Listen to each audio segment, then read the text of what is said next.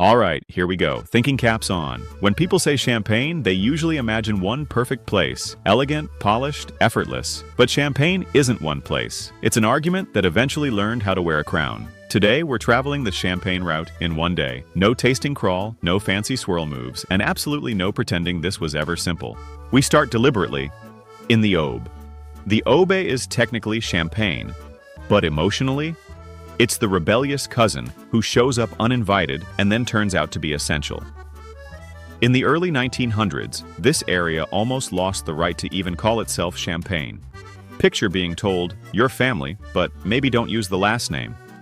Geographically, it's closer to Burgundy than to Reims. Stylistically, too.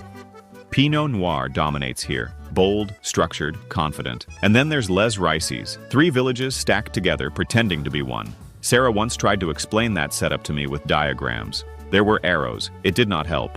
The Aube reminds us that Champagne was never a single identity. It was negotiated, argued, and barely held together. From there, we move into the Côte de Sézanne. This is where the episode breathes. Mostly Chardonnay. Softer chalk, less famous, but deeply important. This is Champagne realizing that expression alone isn't enough. This is where it starts learning restraint. Think of it as the hinge in the story, the moment Champagne stops being expressive by accident and starts becoming intentional. Sarah calls this self-regulation. I call it the region taking a deep breath and counting to 10. Next stop, Côte des Blancs. This is where Champagne becomes architectural. Villages like Aves and Le Mesnil-sur-Oger sit on pure chalk, ancient seabed packed tight beneath the surface. And chalk explains everything. Drainage, heat retention, that razor-sharp tension Champagne is known for. But the real story is underground. Miles of cellars carved straight into chalk. A hidden world where time, temperature, and patience are controlled down to the smallest detail. This is where Champagne's obsession with precision begins. Champagne doesn't chase generosity, it chases control. Sarah loves this stop. She appreciates systems, rules, predictability. I once tried to reorganize her desk. I'm no longer allowed near it. Then we head to the Vallée de la Marne. This stop matters because it keeps us honest. This is Pinot Meunier territory, long dismissed, rarely celebrated, and absolutely essential. Meunier is frost-resistant, reliable, adaptable. For years, it was treated like the background character. But with climate instability, this so-called less noble grape has become strategic. Champagne survives not because it's romantic, but because it adapts. Quietly, practically. Sarah calls this resilience under pressure.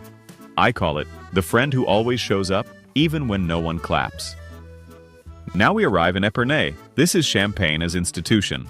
The Avenue de Champagne is one of the richest streets on earth, not because of what you see, but because of what's buried beneath it. This is where blending becomes ideology, consistency becomes power. Here, Champagne stops being emotional and becomes dependable. It's not about surprise, it's about trust. Sarah thrives here. Clear systems, clear expectations. She once said, "Consistency is comfort." I nodded and immediately checked my calendar to make sure I hadn't missed anything. Next stop, Haute Villers. Postcard perfect, beautiful, and extremely dangerous for clichés. This is the home of Dom Perignon, and let's clean up the myth. He didn't invent Champagne. He actually spent much of his time trying to stop it from misbehaving. His real legacy isn't bubbles, it's discipline. The myth survives because the truth is less convenient. Sarah says myths are efficient storytelling. I say they're stories that forgot to update their footnotes. Finally, we arrive at Reims. This is where everything locks into place. Reims is the coronation city of French kings. Champagne becomes ceremonial here long before it becomes luxurious. Beneath the city are vast chalk cellars, créaires, some dating back to Roman times. And this is where the name Champagne becomes law, legally protected, globally enforced, aggressively defended. Champagne isn't just made, it's enforced. All right, before we wrap, quiz time. No pressure, just you, your brain, and 4 options. Now here is the question. Which Champagne region nearly lost the legal right to call itself Champagne in the early 20th century? A. Côte des Blancs. B. Vallée de la Marne. C. The Aube. D. Epernay. Take a second. Lock it in. Sarah's already confident, I can tell. If you got it, excellent. If not, don't worry. That confusion is literally part of Champagne's history.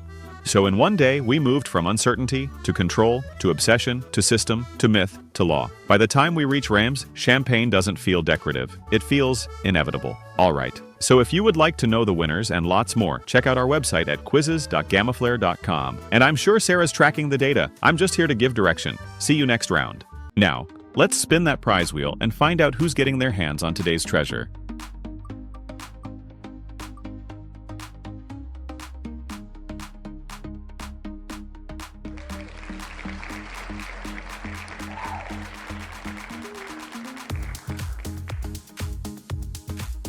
And congratulations to our winner. We'll be dropping a message right in your comment, so keep an eye out and check your DMs for your claim link. And hey, if Lady Luck swerved past you today, no sweat. A new riddle drops every weekday, and your chance to win resets tomorrow. This is Quizzes with Flair, where brain power meets horsepower, and curiosity comes with prizes.